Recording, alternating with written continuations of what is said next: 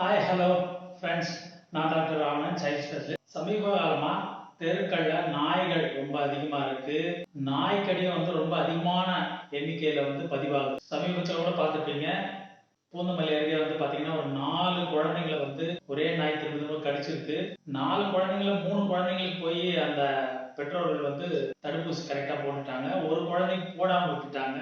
அந்த குழந்தை இறந்து போச்சு, ரேபீஸ் ஸோ இந்த ரேபீஸ்க்கு நோய் வந்த பிறகு ட்ரீட்மெண்ட் இல்லை அப்படிங்கிறது ஒரு அதிர்ச்சியான விஷயம். ஆனா அதே சமயத்துல கடிச்ச உடனே போயிட்டு நீங்க சோப்பு போட்டு கழுவுறது, அதுக்கு அடுத்தபடியா மருத்துவமனைக்கு போய் டாக்டரோட அட்வைஸ் படி இந்த ரேபீஸ் இம்யூனோகுளோபுலின் அது அந்த கடிப்பட்ட இடத்துலயே பல இடங்கள்ல சுத்தியும் இன்ஜெக்ட் பண்ணுவாங்க. அதுக்கப்புறம் கையிலையும் போடுவாங்க. இது மட்டும் இல்லாம ஆன்டி ரேபீஸ் வேக்சின் தனியா போடுவாங்க. ஸோ இந்த 3 ஸ்டெப்பையும் ஒழுங்கா பண்ணும்போது அவங்க ரொம்ப சேஃப்.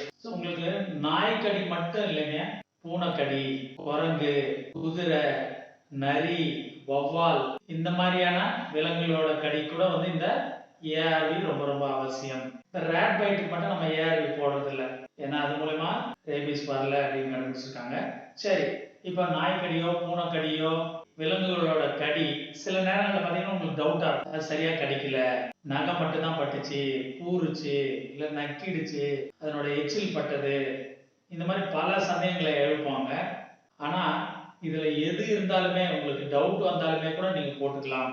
ஒண்ணு தரவா சோப்பு போட்டு 10 நிமிஷத்துக்கு கழுவணும். தேவைப்பட்ட அந்த போவிடான் அயோடின் ஒரு ஆன்டிசெப்டிக் சொல்யூஷன் போட்டு கூட கழுவலாம். அதுக்கப்புறம் நீங்க டாக்டர் போய் பாருங்க. கண்டிப்பா அது கிளாசிபிகேஷன் இருக்கு.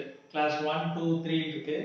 இந்த கிளாஸ் 3 இருக்கிறதுலே சிவியர், முகத்துல, கைகள்ல இதெல்லாம் கடிச்சிருந்ததுன்னா கிளாஸ் 3ன்னு சொல்லுவாங்க. ஸோ அந்த டாக்டரோட டெசிஷன் படி பார்த்தீங்கன்னா அவங்க ரேபிஸ் இம்யூனோகுளோபுலின், இது கொஞ்சம் காஸ்ட்லியான ஒரு இம்யூனோகுளோபுலின் தடுப்பு மருந்து.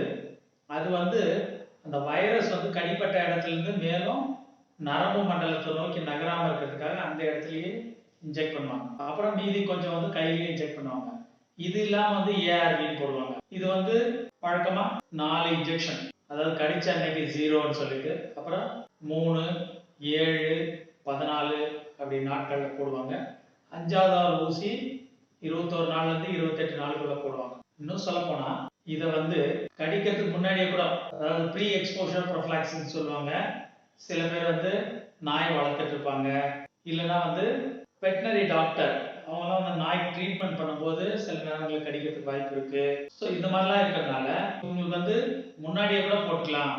அதாவது 0, 7, 28 அப்படி 3 டோஸா போடுவாங்க. ஸோ இப்படி போட்டுக்கிறது கூட நல்லது, ஒரு சேஃப்டி. ஏன்னா உங்களுக்கு தெரியும், இப்போ ஸ்கூல் கோயிங் சில்ட்ரன் அவங்க அடுத்து விளையாட்டுக்கு ஒரு இடத்துக்கு போவாங்க, டியூஷன் ஒரு இடத்துக்கு போவாங்க. இந்த மாதிரிலாம் போகும்போது திடீர்னு எங்கேயாவது நாயோ பூனையோ கடிச்சிச்சுன்னா அதை ட்ரேஸ் பண்ண முடியாது. வழக்கமா இந்த ரேபீஸ் வந்த விலங்குகள் பார்த்தீங்கன்னா ஒரு 7ல இருந்து 10 நாட்களுக்குள்ள அது இறந்தே போயிடும். அதுக்குள்ள நிறைய பேரை கடிச்சு வைக்கும். ஸோ அந்த மாதிரி அந்த கடிச்ச நாயோ பூனையோ ஐடென்டிஃபை பண்ண முடியாது. அது எங்கன்னு போய் தேடுவாங்க, தேட மாட்டாங்க. அதனால கடிச்சது இல்ல நகத்தால கூறிடுச்சு, இல்லைன்னா நக்கிடுச்சு, இப்படி எந்த அதனோட எச்சில் பட்டதுன்னா கூட நீங்க போய் தடுப்பூசி போட்டுக்கிறது நல்லது. இப்போ இருக்கிற வேக்சின் ரொம்ப ரொம்ப சேஃபான வேக்சின் தான், அதனால பயப்பட வேண்டியது இல்லை, எந்த சைடு எஃபெக்டும் கிடையாது.